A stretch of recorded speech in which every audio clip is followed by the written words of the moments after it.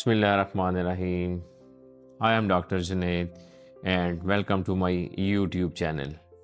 तो आज की इस वीडियो में हम बात करेंगे निमोनिया के बारे में, इसकी टाइप्स के बारे में, इसकी वजूहात के बारे में, इसकी अलामात के बारे में और इसके इलाज और तशख़ीस के बारे में। तो basically inflammation of lung parenchyma हमारे लंग्स के इन्फेक्शन या फेफड़ों की सोजिश को निमोनिया कहते हैं। ये इन्फेक्शन या सोजिश लंग्स के एक पार्ट में या पूरे लंग्स में या पूरे फेफड़े में या बाज़ दोनों फेफड़ों को मुतासर कर सकती है, जिसको हम डबल निमोनिया कहते हैं। तो मैं आपको इसकी टाइप्स के बारे में बताता हूँ। तो नंबर 1 पे कम्युनिटी एक्वायर्ड निमोनिया, वो निमोनिया जो हम अपने इर्द गिर्द या अपनी सराउंडिंग से इन्फेक्शन हासिल करते हैं।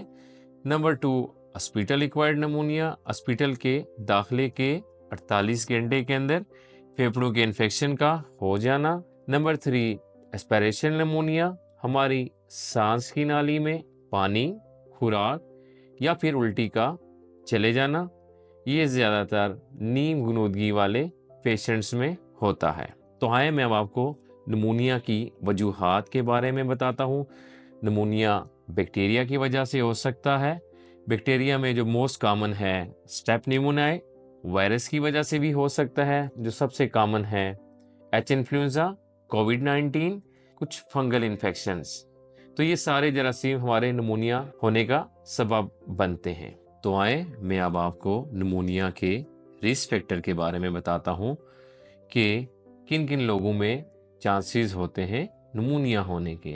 2 साल से कम उम्र के बच्चों में, 65 साल से ज़्यादा उम्र के लोगों में, दमे के मरीजों में, COPD के पेशेंट्स में, दिल के मरीजों में, गुर्दे के मरीजों में, जिगर के मरीजों में, कैंसर के मरीजों में, जो लोग कीमोथेरापी पे होते हैं या जो लंबे अरसे से स्टेरॉइड्स मेडिसिन का इस्तेमाल कर रहे होते हैं।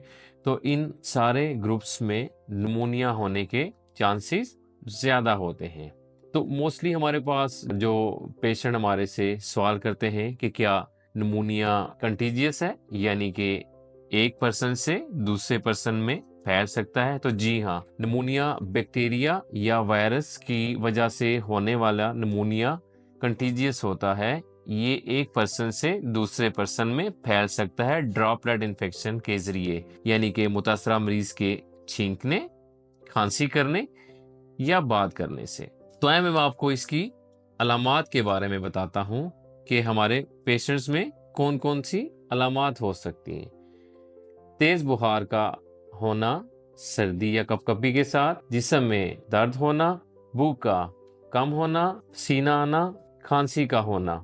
शुरू में खांसी खुश्क होती है जो बाद में सफ़ेद, पीले या सब्ज रंग की बलगम के साथ आ सकती है।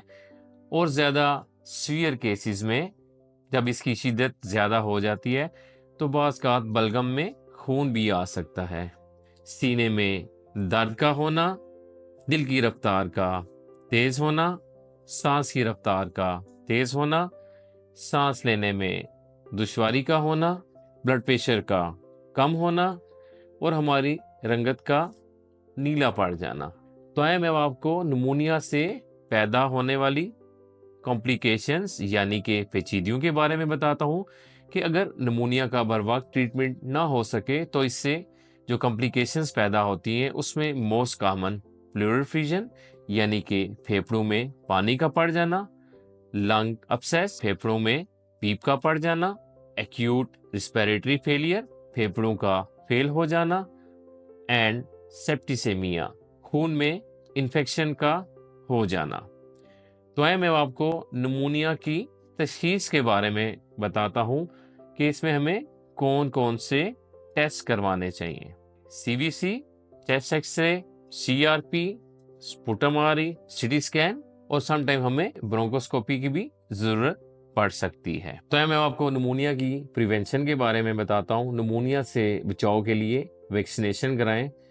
ख़ास तौर पे वो लोग जो रिस्क फैक्टर में होते हैं, जिनको निमोनिया होने के चांसेस ज़्यादा होते हैं, जैसा कि 65 साल से ज़्यादा उम्र के लोग, दमे के मरीज, सीओपीडी के मरीज, दिल के मरीज, शुगर के मरीज, कैंसर के मरीज, गुर्दे के मरीज, जिगर के मरीज और जो पेशेंट्स लंबे अरसे से स्टेरॉइड मेडिसिन ले रहे होते हैं, तो इन सारों को अपने डॉक्टर के मशवरे के मुताबिक निमोनिया के खिलाफ वैक्सीनेशन करवा लेनी चाहिए।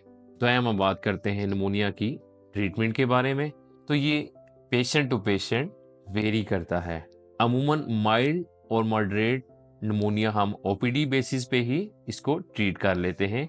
जो इसमें हम मेडिसिन इस्तेमाल करते हैं उसमें एंटीबायोटिक्स, बुखार तोड़ने वाली दवाइयात, कफ सिरप, एंटीबायोटिक्स, फेफड़ों की सोजिश या इन्फेक्शन को खत्म करने वाली मेडिसिन, न्यूबलाइजेशन और ऑक्सीजन थेरापी। अगर निमोनिया की शिद्दत ज्यादा हो तो पेशेंट को हॉस्पिटल में दाखिले की जरूरत पड़ सकती है। तो अगर आपको ये अलामात हैं या ये साइंस एंड सिम्टम हैं तो आप प्लीज़ अपने करीबी डॉक्टर से कंसल्ट ज़रूर करें ताकि आपका टाइमली डायग्नोस हो सके और टाइमली ट्रीटमेंट हो सके, क्योंकि निमोनिया एक जानलेवा मर्ज है। उम्मीद है आज की मेरी ये वीडियो आपके लिए इंफॉर्मेटिव होगी। मिलते हैं अगले हफ्ते एक नई इंफॉर्मेटिव वीडियो के साथ। तब तक के लिए अल्लाह निगहबान।